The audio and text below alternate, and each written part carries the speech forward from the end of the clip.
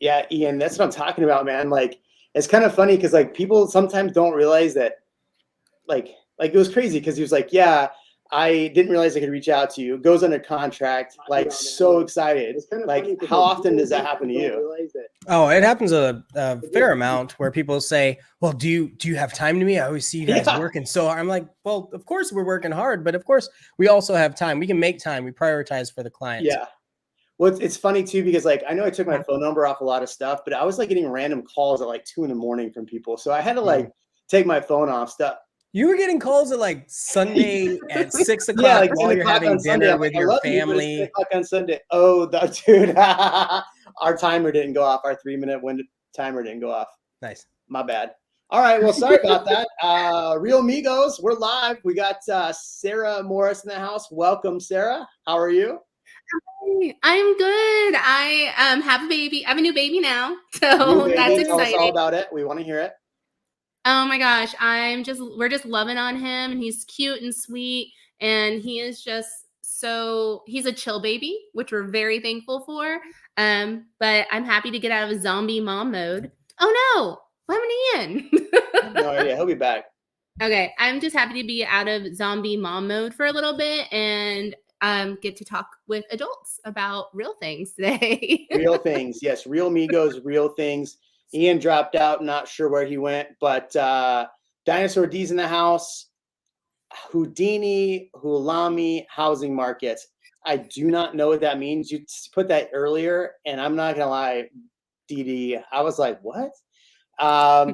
So today we're going to talk about, so first off, sorry, Sarah, congratulations on the baby. Thank you. Fantastic.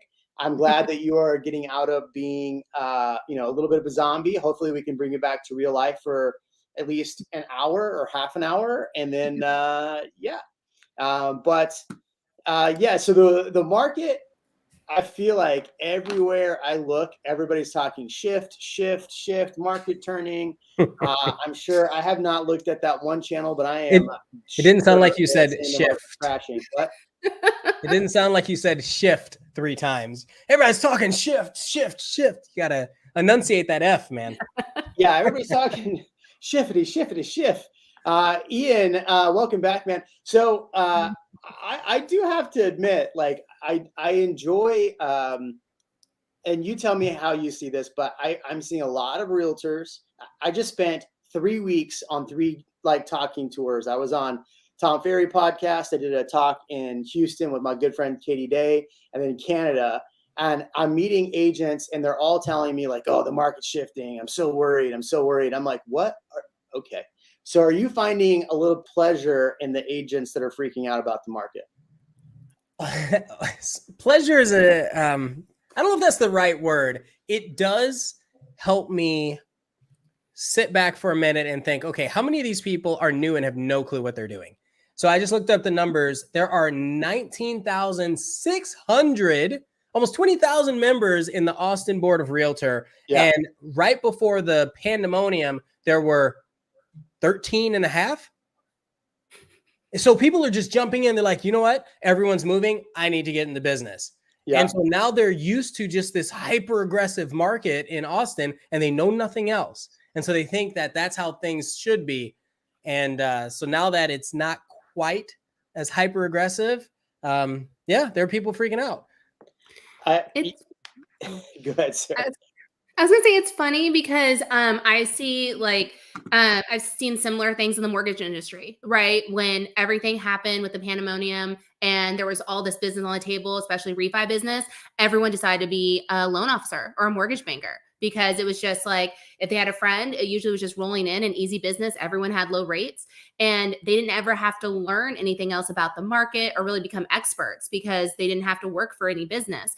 And then now that, things have been more aggressive and there's been like a lot of low supply and lots of demand, it's not easy business for them anymore. And a lot of people had to get out of the market. And a lot of big companies have done a lot of firings and letting go of staff and support staff just because the business isn't there anymore, which is very unfortunate. But a lot of loan officers, they all gotten into it, thought it was easy money. Now they can't compete. They don't know how. And they're getting out because they can't make a living anymore.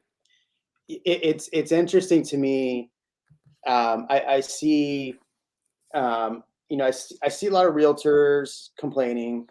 And then you have me out in 95-degree weather today. We have a listing that's hitting the market tomorrow in Georgetown. It's 95. It's hot. We're shooting content in downtown Georgetown today. I posted on my Instagram. It's kind of funny. I'll tell you a story. But we're shooting content for a listing that's coming up in Georgetown tomorrow. A great property. If you're looking, almost 1,800 square feet, 4-bedroom with an office, $450K. Like, you're just not going to find it. And a 2.07 tax rate. Shout out to my listing tomorrow. But all these other realtors, all they've done is put their listings on the MLS. And then all of a sudden, oh, look, multiple offers. Look at me. I'm so great.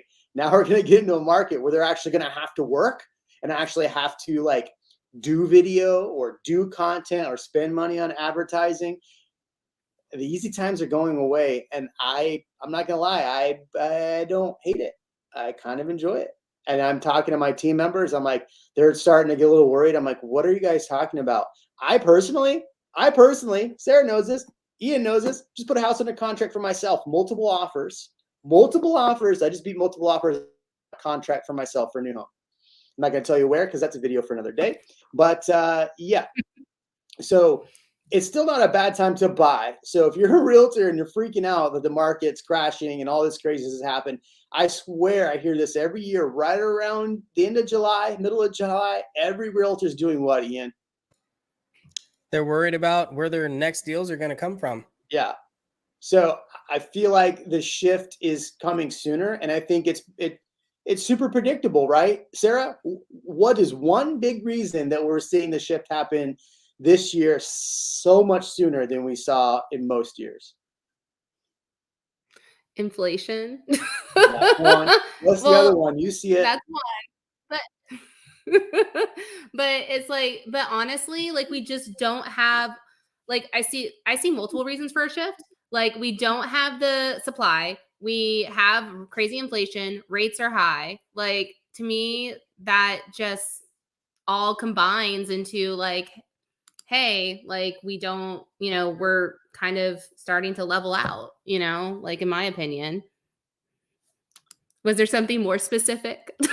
Mainly rates. I mean, I'm getting quoted like 5.125 for jumbos, and 10-year arms are 4.35. And somebody just wrote on here, you're looking at rates up to 6%. Sarah, rates at 6%? For some products. So okay. I actually did because, I always like having some little factoids for everybody before I come on, just to kind of give a, temperature of where we're at. So right now we're kind of if you're not expecting to pay points, you're looking at a fixed rate product. We're in the 5s. And then if you're looking at someone that may have like lower credit or lower down payment, then you're probably looking at something that are in the high 5s and 6s. And then down payment assistance options, those are already up to 7. And a lot of those products. What? Say that again? Yeah, I looked today, and these are products. These aren't like products that we just offer. These are state and state-specific options and county-specific options. But some of their down payment assistance options are already up to 7% interest rate. And and they're on day-to-day basis right now because some of their options are being suspended because of the market movement and because of how crazy everything's been. Like some options don't even exist temporarily anymore. So that's something that's on day-to-day that's important. And then if you're looking at specialty loans, like your 1099 programs, your bank statement programs, your, investor cash flow options, those are anywhere usually from 6% to 8%. So depending on how much you want to put down, your credit score, all of that. So yeah, like we are seeing if you don't want to pay points, and if you're, because these are all like based off of par pricing, that's where we're at right now. How soon until lenders stop saying we're at historic lows?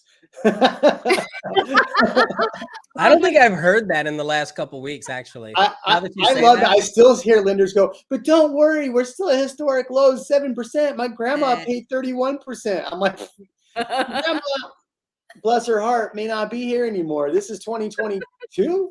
So, yeah. But the funny part about that is I did a little snippet because it's like when you're having this kind of movement, everyone freaks out, right? Because we did have historic lows for so long, and everyone and a lot of people either have some people don't know any different because of when they got into the market. So you always have to step back and look at big picture. And I think that's what everyone's kind of going to right now, because it's like try to see the silver lining. But like if you look at like rates since 1971 to now, the average rate is 7%, 7 something percent. I pulled it up here, but it's let's see. It's like 7.2 something percent. And so the historic average since 1971, we are below that. And we've only had lows, below that 7% marking since the early 2000s. So we've seen a long history. And as we know, in any business, everything's cyclical. So I feel like we've had just a long run of everything being low. And it was about time for it to go back up. And the only reason it got as low as it did was because of the pandemonium and everything.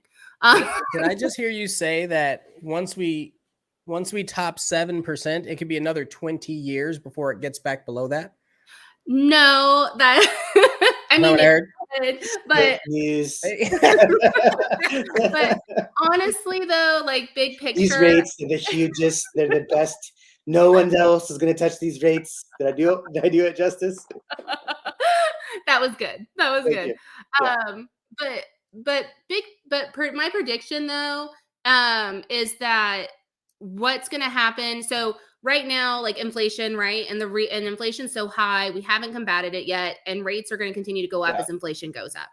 Right. And actually this summer, we're probably going to see inflation continue to go up. We're not at the peak of inflation. We're just not. And the year-over-year numbers when we hit this summer are going to continue to go up. And then we're probably going to see the peak of inflation based off year-over-year numbers, probably like August, September, October, in that time frame. Once we hit that peak and we actually start seeing inflation coming down, then that's when we're probably going to see interest rates start coming down. But at what point, how high are we going to get, and what would that look like, right? Like, it's not like, oh, they're going to jump down to 3% again. Like, I'm not saying that at all, but we should start seeing rates come down after we hit that peak and we start seeing that decline in inflation. Justin Kanaka, what's up, dude? I met this guy for the first time in Toronto this last week. It's my Toronto hat. There's a little Space Needle. From London, Ontario. What a guy. If you're going to be looking in the Toronto area, specifically London, and you want ag properties, you want commercial properties, you want anything crazy that's real properties, Justin is your man. What an amazing guy. I couldn't say anything nicer about this gentleman. We will be doing some collabs in the future. I cannot wait for Justin to be on this channel and talk about what's happening in Canada. Fun fact, you still have to wear a mask flying to Canada. You don't have to wear a mask flying from Canada. Oh. Yeah, fun fact. But all right, so going back to the rates thing. So what's really interesting about the rates thing to me is that you said this earlier this year. You said that with all the Fed rates, and granted, you don't have the crystal ball, but you said that we would see rates hit their peak probably around now, June. And then we'd see them taper off back towards the end of the year. Now, I don't have the article in front of me, but I believe it was NAR had said the same thing. NAR, because Realtor.com, Zillow, everybody's coming out and saying rates are going to go up forever. And NAR, I think, was the one that said, hey, rates are going to taper off towards the end of the year. So they kind of agreed with you a little bit. Do you still think rates are going to taper off towards the end of the year? I think that we should start seeing a decrease in rates towards the end of the year after we see that peak of inflation. So once we see that peak of inflation happens and we start seeing, that all this is going to good work and the inflation start coming down, I do think that we'll start seeing it go low, like start declining. I don't think it will be a sharp decline by any means, but I do agree that it should start going down once we see that at the end of the year. Okay. So right now what we're seeing is a lot of uncertainty, right? The stock market's going crazy. It's dropping. Maybe not as of today, but the last 2 days I saw the market going crazy. I looked at my stock portfolio and was going, am My wife is going, "We gotta sell it." I'm like, "What? Don't sell? What are you talking about? Don't sell our stock portfolio." Just freaking out. Real estate, though, right? So we're in this weird time where you have prices still fairly strong. And Ian, I'm going to drop the truth bomb on you right now. Sarah, you ready for the truth bomb? Yes. I pulled the stats, painfully pulled the stats in Austin, so I can't speak for every market. 75% of sold homes still went over list price. Only 25% sold at or below list price. So the March numbers are, sorry, not March. What are we in? May. The April numbers aren't out yet. They're going to come out the 15th of this month. Last month, 625. I guarantee you they peak, if not hit, crossover slightly, 650. I've run the numbers, 650. That might even be higher.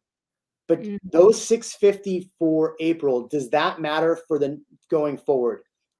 Meaning those numbers are going to be much higher. We're going to set records with those numbers. But does that make any difference going forward for the rest of the year? That is the question.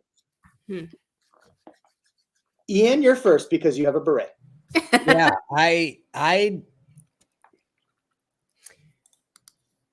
I think that number is a record for price point for a minute, for a little bit. I don't think it's going to eclipse that next month. I just don't think it's going to eclipse it. I think it'll still stay high, but I don't think it's going to eclipse it. But I'm going to need more data to be able to prove that point. Sarah, knowing that the numbers for April will probably eclipse the March numbers, what do you think going forward? Are those numbers going to stay strong for the rest of the year, or do they mean nothing to anyone right now? I think that the average, so we're talking about the average sales price, right? For the Austin median. Okay. So I think that, I think that we are going to summer, which historically, things have been strong and everything usually goes a little bit higher in the summer, right? A more over listing from what I've seen in the past. I honestly think that big picture, we're going to continue to see home prices be the same or high, like go up higher, but not go up as high or as quickly as we saw in 2020, 2021. Firmly, because there's just so much demand and so little supply, and everyone's moving to Austin for jobs and everything else. And there's so many companies moving here, and they have to have a place to live, and rent is so high. Like, that's fun. So let me add partly just to my defense. The reason why I think it's a little questionable is you have a lot of these companies where people are relocating here for some of these companies that are starting to have pains themselves. And I'm going to use Meta as an example. Meta's having pains? I mean, yeah, they're stopping they froze their hiring, right? What? And they're allowing a natural attrition to occur, and their numbers haven't been good. And that's a big company in Austin. I've looked at NVIDIA. I think NVIDIA's down. That's a big company in Austin. Netflix isn't here, but if they were, that'd be a problem. Netflix is here. Did you realize that? No, I didn't. They're shooting TV shows like every day here in Austin. Well, the TV show, but but I don't know if they're going to keep doing it. This might be the last season. They have people on the ground. Yeah, might be the last season. They'll have a presence here in Austin. Yeah, so that's kind of where I'm going with it. You know, the new Chuck Norris series just got filmed at my buddy's place. Really? Oh, cool. Yeah, on the land? I had no idea. He's like, "Oh yeah, by the way, Chuck's over here." I'm like, "You jerk! Thanks for telling me now." Yeah. Anyway, sorry. Go ahead. So you're talking about stocks dropping or companies dropping. I don't know. Yeah. So exactly that. We have a huge tech presence, and a lot of the tech companies are having a hard time for the moment. So I think that might actually impact our numbers or curb some of the desire for people that were committed, highly committed to jump ship. Well, you do also bring a good point too, because there's not all the people that are moving here. Not all the jobs are going to be at the level of income where they can afford the higher prices too. And I think this is something you guys talked about before.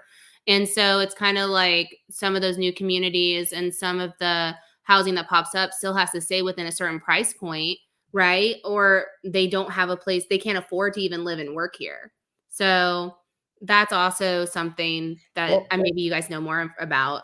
And another thing is, and I want you to elaborate on this one if you've seen it, Sarah, or if your team has seen it, where people have been waiting for builds and they were quoted at 3.5% rate. And now if it's 7 months later, because it's been pushed back, or even 9 or 10 months later, those people that can no longer afford it, what are they going to do? Right. And so, no, that's a really good point, because that's one of the things the higher rates have done. It's like it's hit some people in two ways. There's some people it doesn't matter at all. They don't care. And that like they have enough like low debt to income ratio. They have enough assets where it doesn't impact them. But there are others, especially a lot of people that are in mid to low income or that are first time home buyers that are getting hit hard because they can't qualify. Their debt to income's too high and they don't have the means to get that number lower to still qualify for a home, or it makes their payment too high where it's just unfathomable, where they just can't, where there's nothing that they can do to afford it. One of the things that has come in handy with a lot of my new construction folks is that quite a few of them did choose to do extended lock. So they're able to, so we did lock them in at like the 4. Yeah. Especially before the investments like completely changed and those rates skyrocketed for second homes and investment properties in April. But yeah, a lot of people chose to do that. So we're closing people this month and next month that still have like 4%. They're in the 4s. So that's been really great for them. That's not the case for everybody. And I would just say I would touch base with whoever your lender is to make sure that you're up to date on what those numbers are based off current market rate. So if you do have to pay down debt, if you do have to save more money for a larger down payment, that you're working on that now so you don't risk losing that home, because that's awful. Again, we're not dream killers. So here's a prime example of what Ian just said. You're buying a house for $700,000, which is very feasible in the Austin area. 3.25 is only with $15,000 a year in taxes. What I'm estimating, it could be higher. Because by the way, property taxes came out and they're way high for everybody. Yeah, that's a conversation. Talked about that, and people got mad at me for talking about property taxes for some dumb reason. Hello, I'm the only one trying to help you here. Sorry. Definitely You're coming at me and being mad because I'm helping you with property taxes is pretty stupid. Sorry. Anyway, $38.97. So call it $3,900 a year. If we do 5.1, sorry, 2.5, not 3.5, because that's what I got quoted out on one property. That raises it almost $700, pretty close, plus $650. $650 a month. That's a car. So the car that you were going to buy to put in the third car garage, no longer going to be able to get. That's a huge, and that's all you did was wait for the market. And the good thing is, though, that $750,000 home is now worth $850, but we're getting in a very interesting market where here's in the last 7 days, 557 home price decrease.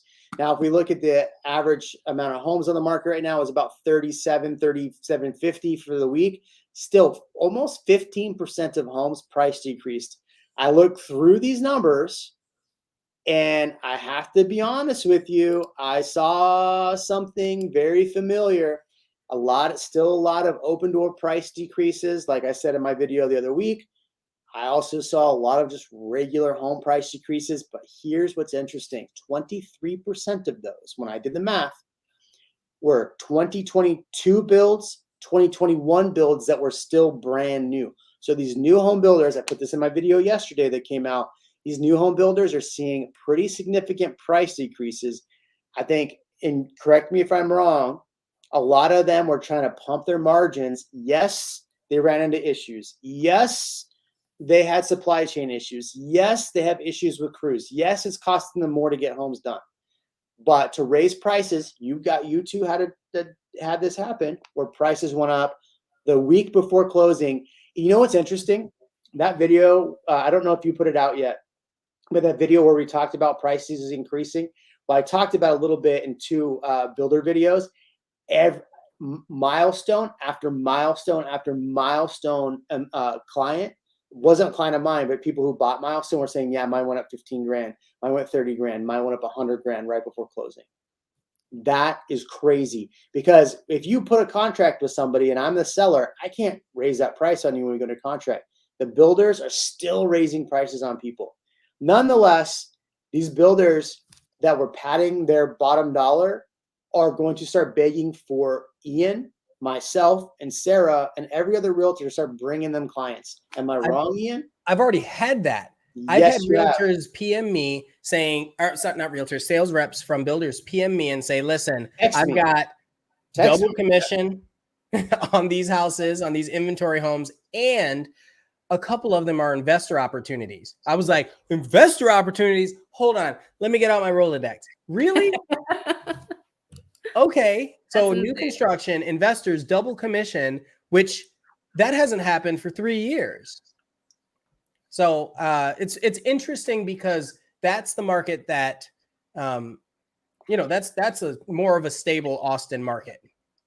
It's interesting that one company with a big L for loser, they've been really coming after me hard, trying to bring them clients. And I'm like, no, not after you treated me and my clients so wrong the last 2 transactions we closed. I'm not bringing you anybody. I'll take my clients to any other builder, because I don't want my clients to go through what you've put my other clients through and me through.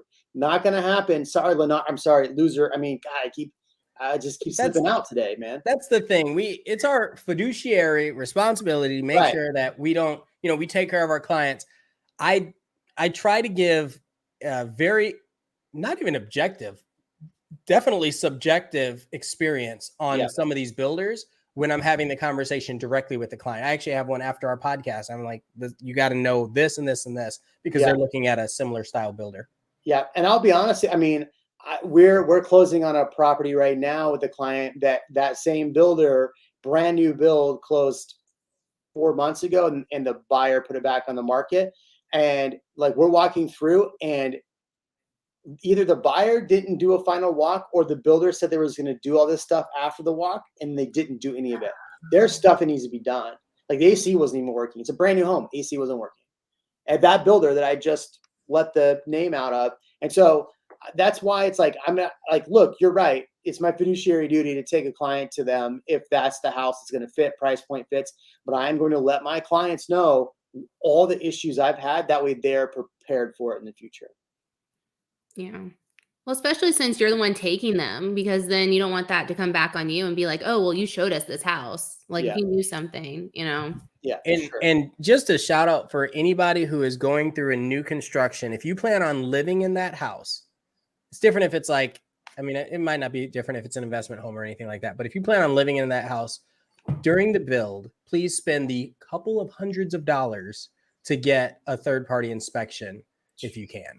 Like, we don't make any money off of saying that. It's just, I think it's the right thing to do for most people, especially if you're early in the process, unless you're a contractor or know somebody who can go there with you along the way, other than just your realtor. Because we can see a lot of things, but we're not climbing through the gables on the roofs. Like, it's just not like that. We're not testing all the outlets for you. So. And try to do the two inspections, right? Like the pre-drywall and then at the end. Because and I always recommend one after, like 9 months in. So if you have a warranty, a builder's warranty for a year, I try to get people to do it 9 months in. So if you buy the cluster, then you get a discount off of the cluster. Generally, you get a discount. Oh, that's smart. Yeah. And then that way, that last one you can essentially submit to the warranty company. That's always the best thing, because some people don't realize that there's certain things, if you ask for, you can only ask for once. And then if more happen, you're kind of screwed because you use that part of your warranty already. So it is always good to get give a couple month cushion towards the end of that 12, so you can get someone in there and start getting things fixed all at once. And while we're on the subject, don't be fixing your own stuff. Just because you think you can change a lot of the things, fix your own plumbing, you do that, you're voiding your warranty. Don't get caught up. Just get the inspection up front, use their people for repairs, and you'll be fine in many cases. That's good advice. A lot of people don't know that. Yeah, that's good advice, Ian. Wow, man. You're coming in strong today, dude. Last week, you're so quiet. No, I got a lot going on. It's good. Is it a new beret? Is it giving you like powers? You have It's a new beret, no idea. I bought so many hats over in Europe. Every country. I was like, oh, got to get a hat or two. It's better than like thimbles or coffee cups or something. I know. Or freaking shot glasses or something. It's like, listen, nobody cares. Nobody cares about that. So the question then is, what are we actually seeing in the market? Are prices actually coming down? Obviously, I just said a second ago, Aaron, that we're seeing about 14, almost 15% of listings price reduce, and only about 25% close at or below list price, 75% over. So that's what we're seeing. But let me ask you, Ian and Sarah, what are we actually seeing in the market? Because I just wrote a contract for myself. We went over list price and did a lot of fun things in the contract to make it work. So I personally got into that good, fun multiple offer, but are you still seeing a lot of multiple offer stuff? You know, I've seen a little of both, right? I just submitted an offer for a quadplex, lost it. So that was one. I was like, I thought this was going to be easy. There are a couple investment off-market opportunities. We can't compete. And I'm thinking these aren't, I mean, I thought they were priced a little aggressively already. And so, so there is still some strength out there. But another thing that we always have to keep in mind is that there is still such a lag from the new builds that's still going to impact our numbers still for a few months. There are people that purchased last year and still have not closed, and their prices are still going to increase on and off market, like new builds on and off. Absolutely on and off market. So we still have some guessing to do because of that. That's a good point. Yeah, I mean, it's interesting. I'm still seeing a lot of multiple offers, but now I'm seeing opportunity with a lot of these builders. Janie on my team just put somebody under contract today. A client under contract today, and that was a multiple offer. A week ago, she put somebody under contract on a new construction, no bids. Eileen, same thing, builder, no bids.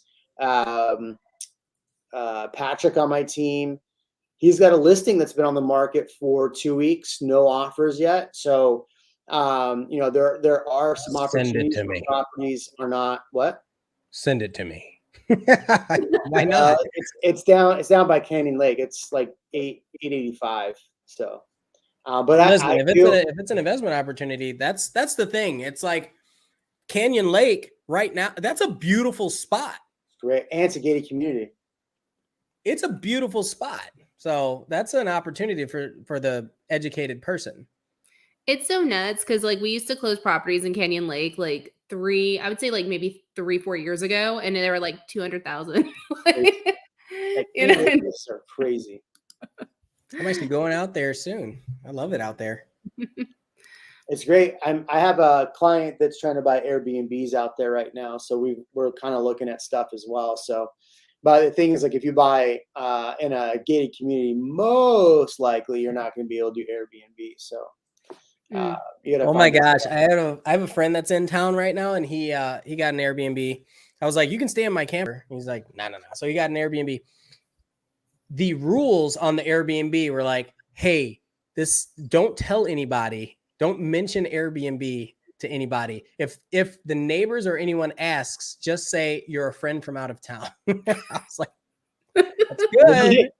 That was good. Well, the rule, like somebody in my neighborhood's like, hey, we're trying to get an Airbnb license for our property here in the neighborhood. I'm like, I don't even think you can do that, because I have another client who is doing like short-term rentals in my neighborhood. Potentially, I might have a really cool pool in the cool house with a pool, 3,000 square feet, balcony for rent, maybe for sale, 1.2 million. If you want to hit me up, 1.3, shoot it my way. But we might have a good one to rent in Circle C, or if you feel froggy and want to give me 1.3, we'll work something out.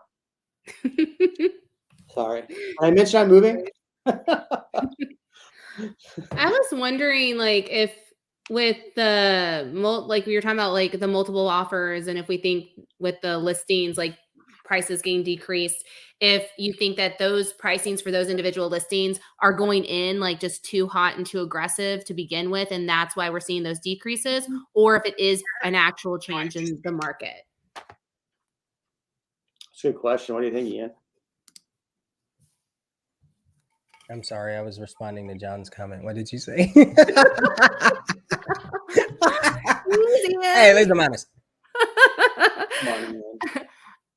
I was just saying that, we're talking about how, percentage of these listings, like we're seeing price decreases. And if you think that the price decreases are because people are pricing too aggressively because they're used to everything going above asking and just want to be kind of maybe a little greedy and want more and more, and they're just like priced too high, or if it truly is like a change that we're seeing in the market with pricing and if prices are actually going down. It's a really good question. I don't know that I have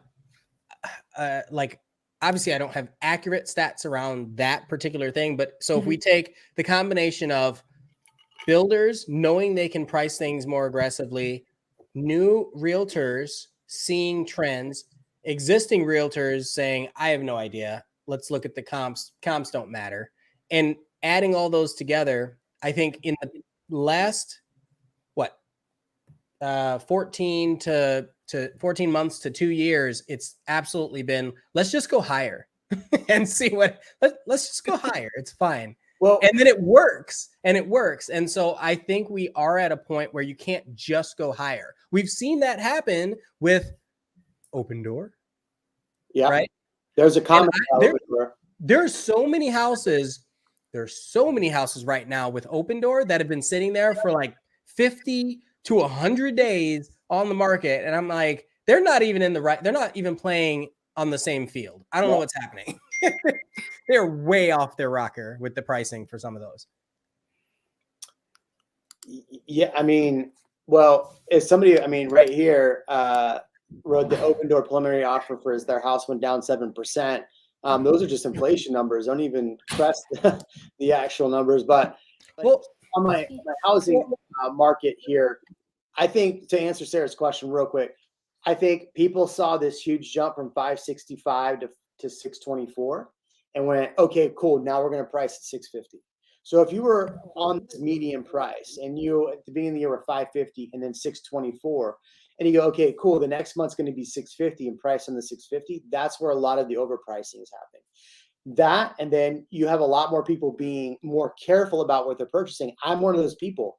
I was very, very careful. Like, my wife wanted me to show homes that were well in the $1 million range. And I was like, and for everything that I'm spending on this house, I'm going to have to spend all this for a pool. I'm going to have to do all this other stuff. It's just not worth it to me. And then finally found a home that fit all those boxes that was a little bit not as crazy. So I think buyers now are going to be a little more careful, and they're going to get more of what's in the check boxes of their list and not go outside of the list and go crazy just because they need a house. They're going to be a lot more careful. So sellers, you have to be a lot more careful when you're listing right now, because if you think you're going to go crazy and list crazy, I'm just warning you, it may not be in your best interest. I like that though. I feel like I like that people are going to go in and buyers are now being like, okay, I am spending this large amount of money. I want to make sure it's worth it. And at this point, especially the rates and everything are where they are, you're probably going to stay there for a while. Most likely. It's not just going to be, okay. And, there are still people are going to be there for the first like 3 to 5 years and then move. But, I feel like a lot more people that I've talked to are looking for more forever homes and less like, okay, this is my intro home, So I like that methodology, and I'm glad that there's less FOMO out there and that people are starting to be like, okay, do these hit my checklist? I'm glad you're seeing that too, because it makes me feel better for the buyer. Well, and I think the trend that we'll see, and Ian, correct me if I'm wrong, but I think the trend we'll start seeing is a lot of those people. So you're still going to have cash investors picking up properties in the, 600 and under price point, right? So you're still going to have, we'll call it 500 and under price point. So you're still going to have that, but there will be a lot more loosening of how many buyers are actually buying in the 500 to 600 price point. And so you'll start to see, instead of like on these like 450 properties, you'll stop probably seeing 20 offers and start seeing 3. So, you know, you're not going to have to go $100,000 over to compete. Maybe go $40,000 over to compete. I mean, what do you think, Ian? Yeah, I think you're spot on. I think that it's just going to decrease the amount of the amount of instant competition, people that are relying on instant gratification and just, I need a house right now. They're going to take a little more time to make a decision, an informed and educated decision. I mean, if they're watching this channel, that's already step 1, right? If they're calling Sarah, that's step 2. And or one of us, Ian, that's like step 1 or 2. It's high priority. I mean, yeah, 1.5 or something. So I do like what you said, Sarah. I think there's so much joy for an early buyer and even somebody relocating. Like, let's say they're moving up. Any buyer, let me take a step back. Almost any buyer that is not an investor generally gets joy from purchasing their home when they get, especially if they get to design it and choose the things they want in their home. Yeah. And we've been robbed of that in the last couple of years, because it's like, oh, you didn't make a decision. Sorry. Oh, you sneezed, gone. And so now people are getting back to the opportunity that they wanted, like the American dream part. I mean, but part of the problem too. So you have channels out there that are saying that new builds are going to crash the market, right? Because all of these builders went to a inventory product. Instead of you picking out what's in the home, you've gone to an inventory product. But that being said, these builders had to do that because they didn't know what the lumber costs were going to be. They didn't know what all the costs were going to be. They had to look, as much as I hate builders for having to do that, I understand the methodology. The problem I have is what builders did after that and like how they treated a lot of these people. So that's the biggest issue. But even then, if you're a buyer and you're buying a inventory home, yeah, you're like, okay, well, I'm going to have to make all these concessions and upgrades to this house and do this to the new house. But honestly, man, I feel like we're going to go back to 2019. It was a great year in real estate. Oh, I hope so. 2009, the only caveat is that interest rates are closer to 5-6%. But 2019, if you had a buyer, you could negotiate on a deal. If you had a seller, you had to price it correctly and you'd still get multiple offers. So maybe we go down to 40% multiple offers. Buyers, I mean, think about it though. We're only at 30 in Austin, 3,500 units. The biggest problem why we're not going crazy is because of interest rates. They've really capped things. So these buyers and sellers are going to start having to come together on a more amenable number that's going to be more in the buyer's pocket versus in the seller's pocket. So it's going to go back to those videos that I was making 2 years ago. And I was saying, if you're buying in a brand new neighborhood and you're going to need to sell in a year, probably shouldn't buy in a brand new neighborhood because you're going to have to compete with the builder. And if you drive around, Ian, there's a lot of construction happening. I was in Georgetown. Everywhere I looked, a lot of construction happening. So if you're a seller and you want to beat some of this construction closing, you better get on your house on the market before July. I promise you, you're not going to be as happy in August and September. That's because Georgetown has the largest HEB in Texas being built. In Georgetown? Yeah. We're getting another HEB at Nutty Brown. I drove by it today, Sarah. I was like, look, wife, we're getting an HEB. Oh, sorry, I don't know where I'm. No one knows where I'm moving. It's so mysterious. I might go to New Braunfels. I might move to North Austin. Who knows? Ian, you know, I'll have to make a video about it. I'm leaving Austin. That's the title. I'm out. I'm leaving Austin. It's going to be like me, like. Are you going to go get an apartment in Dallas? I'm just curious. That honestly, so this was going to be the intro. Yes, you read the Yes, you read the title. No, I'm not getting an apartment in Dallas. Nice. Oh man. I feel like I missed that part. I missed that episode. The Reventure guy decided that he was going to make this video about him leaving Austin, and he badmouthed Austin in a lot of ways, which some of his complaints were honest complaints. Some of his complaints were just stupid, but either way. But then where he just moved into an apartment in Dallas. So the guy is giving people financial advice, is giving people housing financial advice, who could have, if you had not listened to him and bought a house in October, when I told you to buy a house in October, you'd have a ton of equity and you would have gotten a rate under 3%. Yeah, people listen to him are like, I'm gonna wait for the market to crash. Now prices from October now are October 536, now 624, almost $100,000 more. Well, that's like, and we haven't seen last month's numbers yet. So yeah. That's like the people that like I kept trying to tell, especially last year and the end of last year. I was like, they're like, oh, we're going to wait for rates to go back down. We're going to wait for the market to go back down or this. I'm like, you're going to be waiting for a really long time. I don't recommend that. It's your decision ultimately, but la da da da da. And then now they're just like, oh, it's not, like they're not even able to buy a home and they're just completely out and they're just shocked. And it's like, no, there was never going to be a crash or a bubble. And but you can only tell people so much. They make the ultimate decisions. I saw John's comment about the rates and if he can change it. Oh, yeah, he had two. So just really quick, that's going to be lender specific. So every lender is different as far as what their lock policies are. So some lenders will have lock policies where they'll have what's called a float down option. Or which means that they will allow you to lock in at the lower rate if after you're locked in. Some lenders offer that. I know that we offer that, but there's other lenders that is not an option whatsoever. Once you're locked in at that rate, you're locked in at that rate at that term, and there's no budging. That's just it. So you're gonna have to go back to your lender and see like what those options are, and if you really think that you can get something bigger and better somewhere else, then, look at your options. But I wanted to go ahead and let you know that is going to be lender specific. It is possible. It just depends on the lender.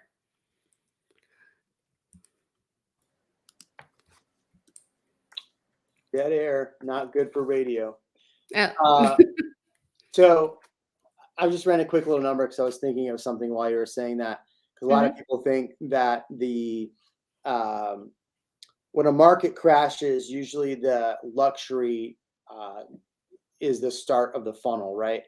But right now, if we look, we have $821 million plus on the market and 3,600 units. It's only 22% of the market. It's pretty low for the luxury market to only have 821 properties available. So I haven't seen a softening in the luxury market, and I'm looking. So when I look through all the close for the luxury, that's pretty much 1 million plus. Not very many. I mean, probably 85%. That number is probably wrong. It probably is on the same lines of what I said earlier. Probably 75%. We're still over list price. So that softening that's happening in this market's still not there. And even with rates increasing, sorry, I was thinking that when you were talking about the float down options. My apologies for skipping ahead. But John did have a good question. I do have a question about property tax appraisals. Our house finished at the end of March, but our house was appraised at over $400,000. Since a home was still being built, should it be less? So so I mean, are you talking about like the county appraisal that you got in the mail? Or are you talking about your actual physical appraisal from the lender? That would be property tax. So property tax. Property tax the county appraisal. Okay, I mean, it's going to the county appraisal is going to be what it's going to be. I mean, if whatever number they've given you, unless you contest it and they do bring it down, I mean, that's the number that they're going to tax you at. I would take advantage. I wanted to mention this too, because the law changed about homestead exemptions. So now once you buy a home as a primary residence, you can apply for your homestead exemption immediately instead of waiting for the next year. Take advantage. The people that were able to take advantage at the beginning of this year, I think at least got to benefit with that cap. What that does is it caps how high they can raise that their appraisal, the property value from the tax office. But anyway, I was going over that with a client today, and there's a little fine print at the bottom that says So they submitted it in January, and this little note at the bottom, it says, yeah, but this won't actually, the cap won't take effect until the following year. Oh, still. Mm-hmm. So even though they were able to apply the homestead, the other thing, just to kind of piggyback off of the answer for John's question, I think that generally it is assessed based on the undeveloped land, right? Generally. But because your build took so long, my assumption is that now they have other properties closing in the area. And so it was just an unfortunate situation for you because they're seeing the comps. Where a lot of times in these new construction neighborhoods, they don't have any comps. So they just go off of undeveloped land. That's all they have. That's my assumption. I don't know the truth. Yeah. So I would imagine that they went off of what had closed and they're going off of what has closed recently. So that's probably their up-to-date value for your property. Should it be less? Maybe if you were closing in like July or August, it'd probably show less because it wasn't a completed property. So since you're probably closing early in the year, they assessed it. Look, they want their tax dollars. So they probably got ahead of it. I mean, we had Anthony on here a week ago or 2 weeks ago when Ian was gallivanting around the world. And I mean, for a guy that worked for the tax district, he definitely agreed that they definitely want that money in their pocket. So all of the negative. Wait, whose pocket? I mean, look, everybody's got to go to Cancun, right? Even if you're elected official. So it's true. Oh gosh. Dinosaur D's been sitting on the sidelines. That's too bad. Dinosaur D, I can grow a mohawk. I'm starting to look. I'm getting it. I can help you, man. Just reach out to Daddy. We'll help. Float down options. Float down is what Ian calls plumbing issues after experimenting with the new taco joint. Hey, by the way, Taco Deli opened in Circle C, but I guess it's a good finance term too. I heard I need to visit Austin Taco Project. Anybody been there? No, haven't. No, what is that? I don't know. It's got good ratings. Anybody who's been there, let us know in the comments. I'm curious. Mortgage delinquencies decreased. Yeah. So I actually was kind of updating those numbers today, but overall foreclosures are still low. They're still at like I think 0.2%. So foreclosures are still low. And then delinquencies for late mortgage lates and everything are still decreasing. So it's overall for 30 days and 90 days. So overall, people are still making their payments and they're not coming delinquent on their mortgages. Now, with that being said, we were just talking about these property tax increases in our area. And so how will that affect these people moving forward? Are they going to be able to still make their payments? Is it going to be an increase in homes we see on the market for sales? I mean, that's a question that I have for y'all. What do y'all think about that? I mean, what do you guys think with these increases in tax amounts? I think we'll see an uptick of listings. I don't think. Number one, builders people are buying with builders. Builders don't make the tax issue that big of a deal. They always go, oh, by the way, there's a mud, but it pays off in 15 years. No biggie. Buy this house. Look at the countertops. So they don't tell you about it. And I'll be honest, not a lot of realtors care to tell their clients about. And look, I'm trying to raise the bar here, realtors. I am. Not a lot of realtors explain how taxes work. And so that's because a lot of them don't know. What do you mean? They just have no clue. If you're a realtor, you don't understand property taxes work, watch this channel, subscribe, comment, and leave lots of hate mail in the comments because it helps the algorithm and it'll bless your heart.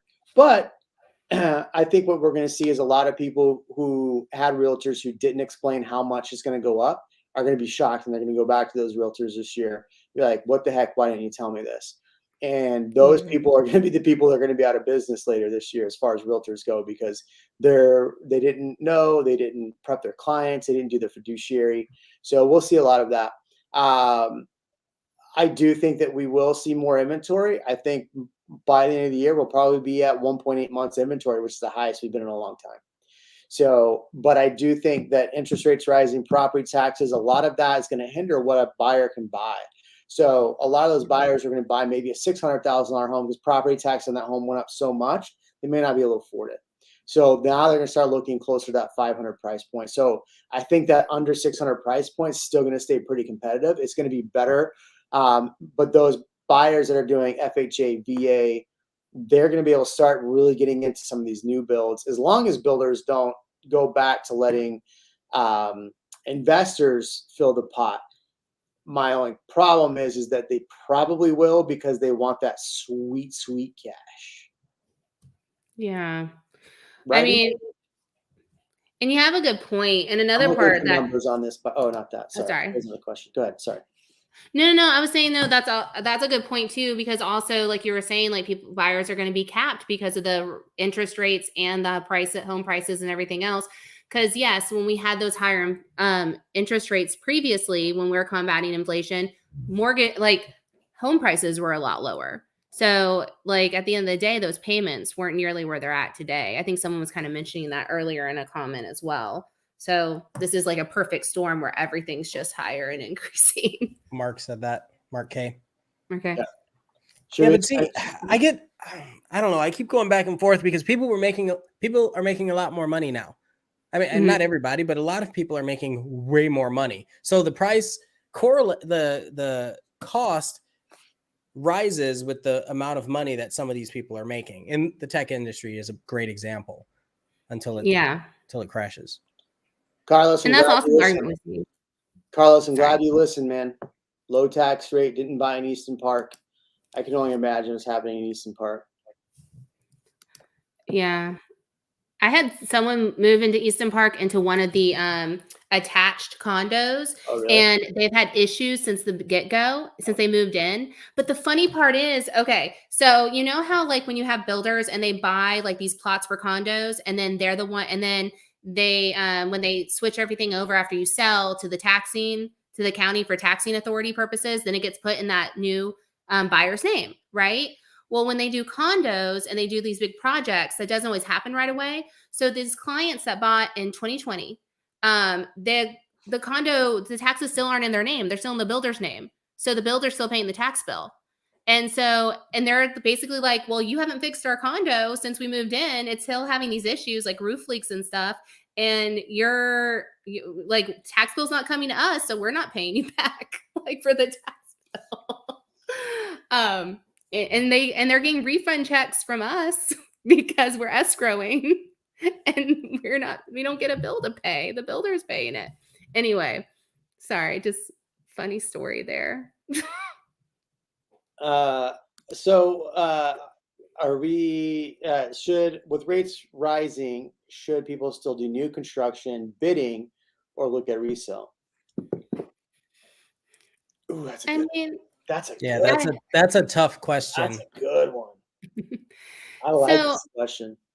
Yeah, it's a really good question. I think the hardest part, so in my mind, like if you're going to do new construction or resale, you could still technically if you go new construction, lock in a rate today, just like you would with resale. But you'd have extended lock. And usually depending on how long that extended lock is, you're most likely going to have some sort of like fee for that extended lock, depending on how far out you go. But so you could technically still get like the same rate or really close to it by doing that. The problem is that with new construction that I know Jeremy and Ian's talked about so much on this channel, is that they keep pushing out close dates, or they won't even give you a close date up front or a completion date up front. So that makes it really difficult to try to be like, okay, do you need like a 6-month lock, a 9-month lock, a 1-year lock? Because you don't want to go overboard and then pay like a bunch for like an extra lock out of your pocket. But then you also don't want to do, one too soon and then it breaks and you have to relock at a higher rate. So, great question. That's my 2 cents. I want to get your take on this, Ian. I talked too much today. So I think the way I would look at it, and this has also been echoed on the channels for a while now. It's, what do you know right now? Or are you willing to risk it in the hope of, it could swing either way. I feel like it could swing either way. But if you know you need a house very badly, and there's a really good resale, maybe it's 2 years old, right, in the same neighborhood that you're trying to get a new construction. You know the rates, you know the closing date, you might be able to get a deal. Why wouldn't you go after that versus a new construction? Because you're still not picking out the stuff you want in most cases. You still don't get to choose that right now. So some people want the it's never been lived in. It's like, well, yeah, but it's not like built on like an old Indian graveyard or something. I mean, look, if it's in the same neighborhood, then it's all part of the Indian graveyard. Yeah, I mean, everybody likes nobody's been lived in, but you've gone and stayed at a hotel. You pay lots of money to stay at a hotel. Somebody else has laid many things in those beds. So, and how many houses have you seen? Some of the things that have been done in these houses as they're being built. Just because nobody's lived there doesn't mean it's not good. Like for real. Yeah. Like, I had a friend who showed a video of one of the workers had peed through a wall. Yes. No, that happened to me. That was you. Yeah. It's crazy. And there was like my stains in the wall, and they were just gonna sheetrock over it, right? Yeah. Yep. Casey Ames, my buddy, my main man for many, many years. What's up? Welcome to the channel. First time I've seen you on the channel in a while, my friend. Moving to Florida, leaving Utah. My man, happy for you. So buy resale or buy new build. What's going to fit what you want to do? That's the most important part, because at the end of the day, if you're buying the new build house and you're bidding on it, do you love the house? Do you want to live in it? Does it fit all your needs? Yes, then bid on it. Does the resale house do all the same things? Then bid on the resale house. It's really tough for me to tell you what to do as far as which is better.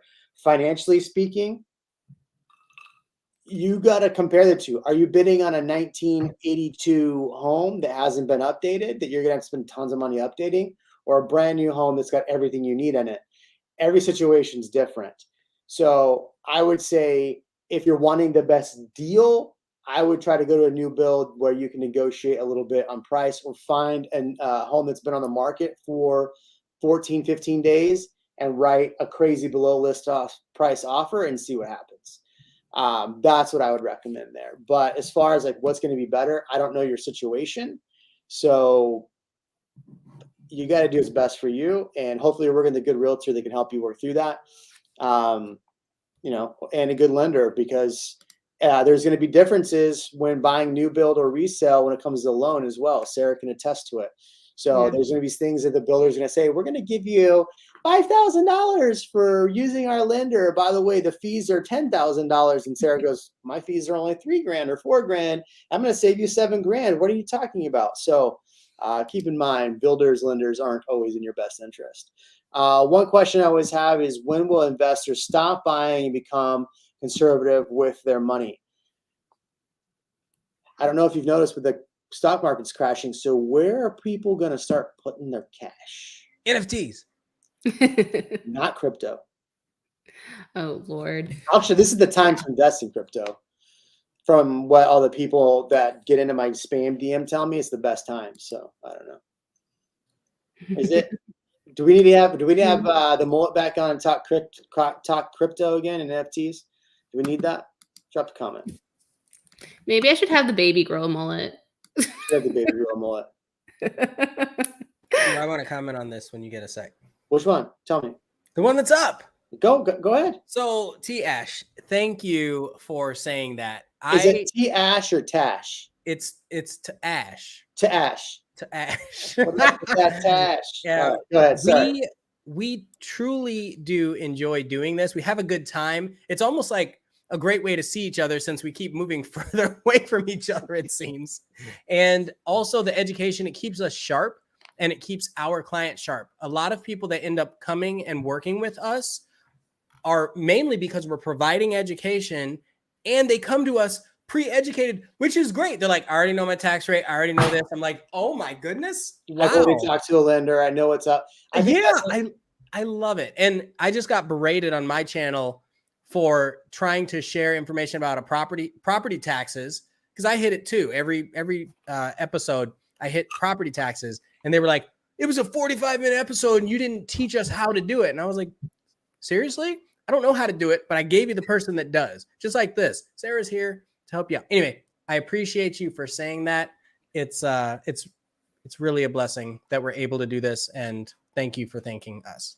I like that you said it keeps us sharp, because here's the deal.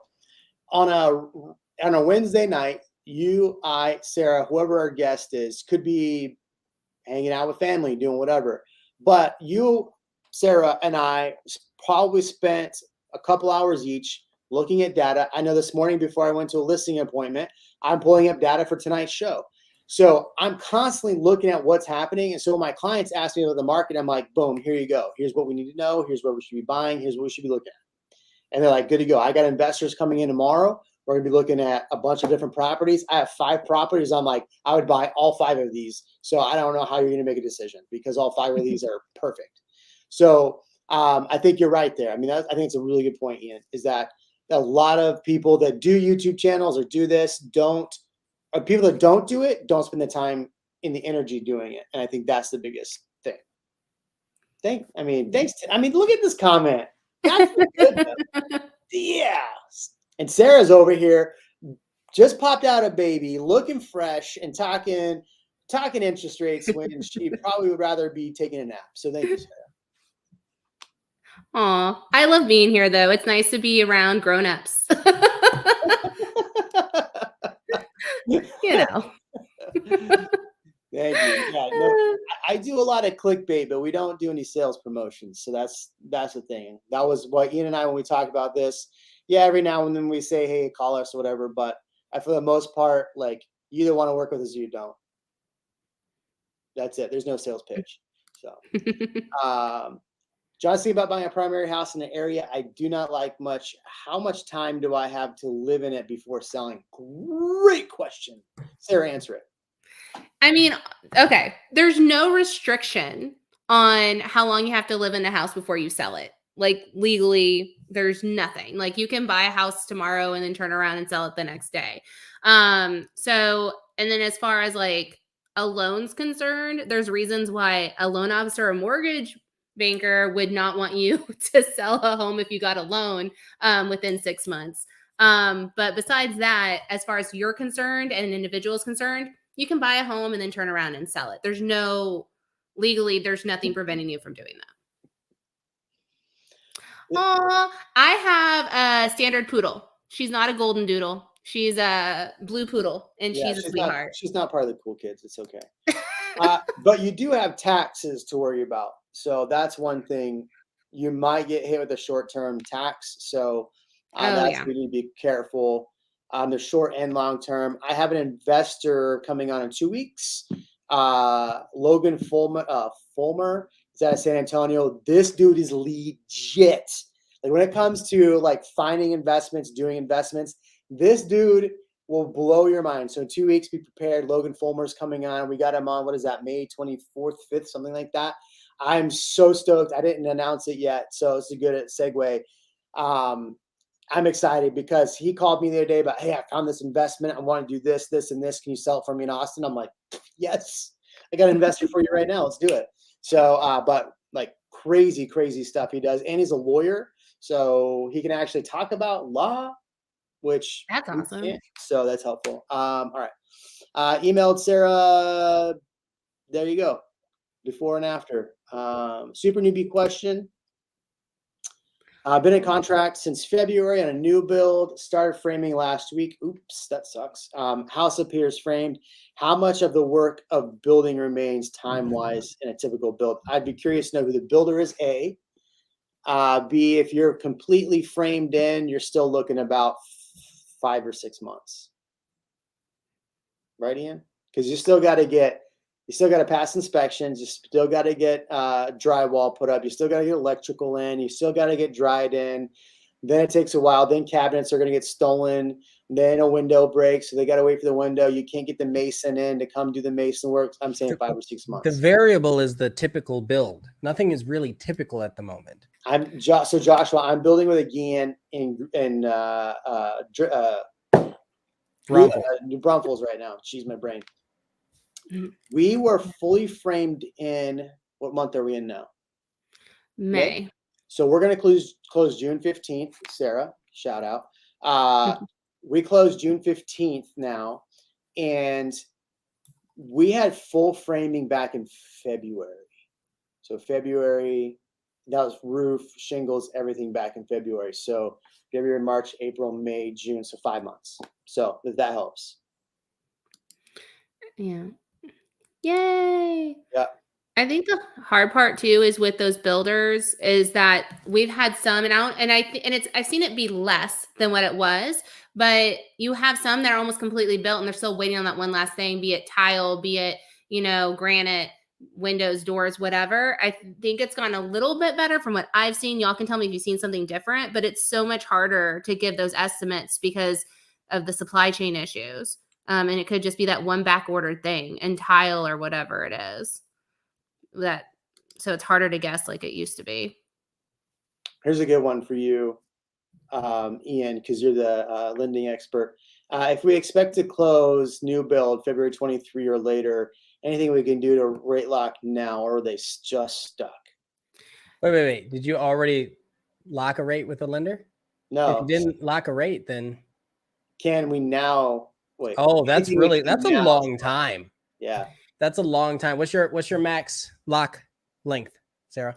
So right now we have a 1-year lock, and then you can actually do have additional lock extensions up to another 60 days. So you can actually lock over a year at this point with the options that we have. So again, that's going to be lender specific on what their lock options are. But I can say, at least from personal experience, there's options out there where you can lock for a February 2023 closing.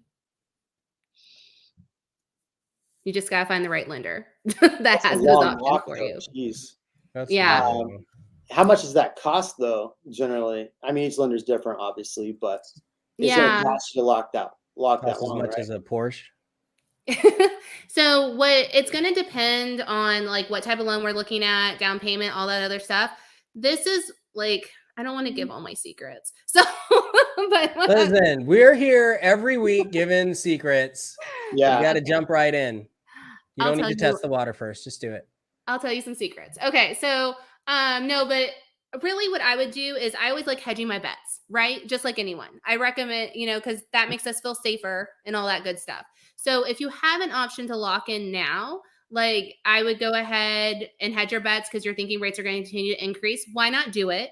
And then as long as whatever lender you're working with, as long as that doesn't allow for upfront costs or payments, and so you're not on any additional money. And then if rates make a change or they're different or they're around the same when you get, closer to closing, you could maybe break that lock and then relock, if it makes more sense for you to do. And then you don't have to pay that large fee, So Sarah, I won't say large. You if someone breaks the lock? No. How much does it cost you? It wasn't a yes or no question. The answer is no, don't do it. No. Sorry.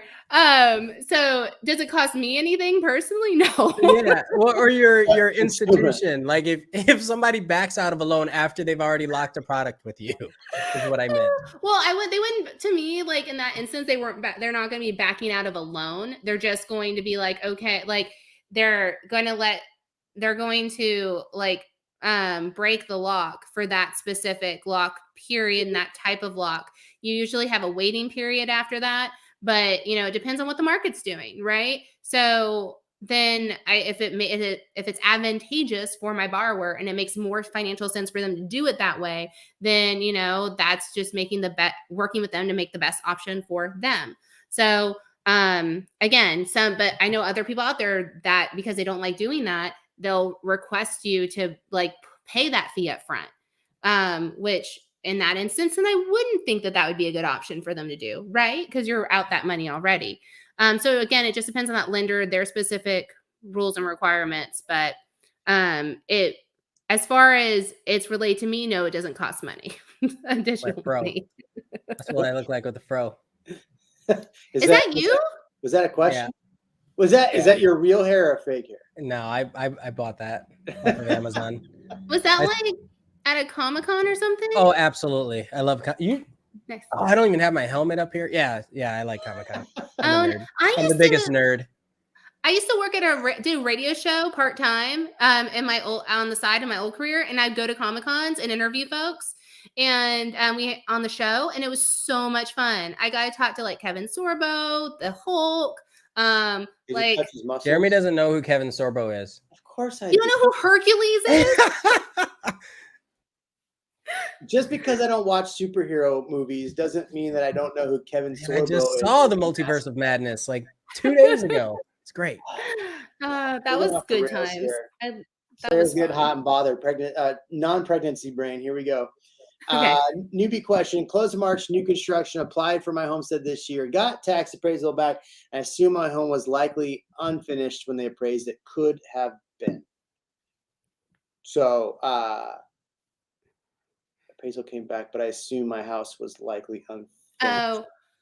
Yeah, they may not have appraised it. It's possible. Good luck next year, though, because they're going to come back for back taxes for this last year. So they're going to say, last year you should have paid all of this, and you didn't. So now you have this plus this year. So now you have back taxes for the previous year. One more for the fans. Only because Dinosaur D asked. Is that your wife? He owes me. Yeah, he owes me. She's Mr. T. She forgot the mustache. Dinosaur D, $500 to the charity of my choice. Oh my gosh, love it. You mean she was Hulk Hogan and you were Mr. T? Yeah. I was like, my buddy in the background, don't ask. I have no idea. No idea. Now, what's up with the spider covering his man that is priceless. Oh my gosh. I didn't even see where was the $500 to the charity? Oh, right here we go. Missed it. And if you can do a Mr. T, no joke. I'll donate Mobile that. Loaves and Fishes. Yeah, Mobile Loaves and Fishes. They're awesome. What are the current differences between locking a loan with a credit union and any legal difference to consider? I wouldn't know. I wouldn't believe, to my knowledge, no legal differences to consider. But I would say that the main difference between a credit union and if you're working with a bank or a lender is that they might have their own proprietary products that are in-house. Credit unions, they usually have their own, certain products, they're not regulated the same way as banks and as a mortgage lender is. So they'll have usually specific products they offer that not everyone else offers, or they don't offer things that other people do offer. So they might have some specialty programs that work for you that you might not find somewhere else. And also they kind of have, they can do specialty like portfolio programs that they can do whatever they want because they're hoping to get you to end so they can make money off of other things that you do once you become a member with them. But yeah, I mean, you could get some good options with them, especially when rates are tough. So, but no legal issues I could think of. Yeah, I mean, you can get, a 10-year arm with like UFC or a company like that, which is a credit union. I was just talking to your boss today, Justin Herbosky, about a program that you guys do that you're going to be rolling out. I don't know how much I can say about it, but it's more of an investor. It was more of an investor loan type, and now they're rolling over into primary homes. So it'd be interesting to see how that works out for y'all. Flashback Nancy. Hey guys, just got back. It has been a long time since we've seen this name pop up on the channel. She got the old YouTube ban back in the day for saying that she loved us too much for some reason. I don't know how you get banned for that, but Nancy, welcome back. We missed you from right here. Glad to see your name pop up again. Oh, it's probably something like this is why she got banned. Just kidding, Nancy. We love you. I didn't ban you though. You guys should grow your mullets out before you have Kevin back. You know what? Hey, let's get Kevin back next week, Ian, and let's both. You're not going to be here. I'm already on Amazon. Hold on. Oh, okay. And let's both we'll have exactly where that was going. We'll have a mullet show next week with Kevin. I'll get on the horn with him right now. Oh, that's hilarious. And we'll get Kevin back 1 week only. And we're focused on we're going to talk how crypto and real estate coincide. What was that? Are we talking about crypto? Yeah, crypto. We're going to talk about NFTs. We're going to talk about Hermes. I was there today. What? I was there today. Oh, yeah? Did you get your purse? No, I was with, like I said, with some friends. And the bangles, the freaking bangles are $1,000. I was like, who's spending this kind of money? Austin, who in Austin is spending this kind of money on a bangle that says H on it? Yeah, I need to know. From Dallas are driving down to buy it. They're taking the JSX flight and they're coming down the JSX. That thing is awesome, by the way. I was up in Dallas for the Tom Ferry event. That little charter flight, I'm telling you, if you've never taken JSX, shameless play. Yeah, JSX. $1 million to sponsor this today. They did not, suckers. They owe me. But yeah, that flight, you can only go from like here to Dallas. And then like if you're going from LA, you go LA to Dallas and a few other places. But I'm telling you, JSX, you walk in there, like maybe 25 people on the plane. You sit there, they bring your hot towel. Good times. And it's not that expensive. It's nice. It's like sitting first class, but in the back of the plane. All right. What's up? What's up, Sarah? Answer some questions. Oh, no, you had that up with John, and I was going to say, hey, John.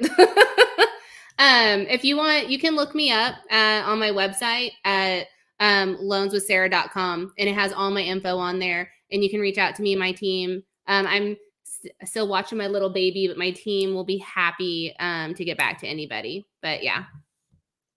Everybody say hi to Flashback Nancy in the comments. Nancy, we miss you. It's been so long.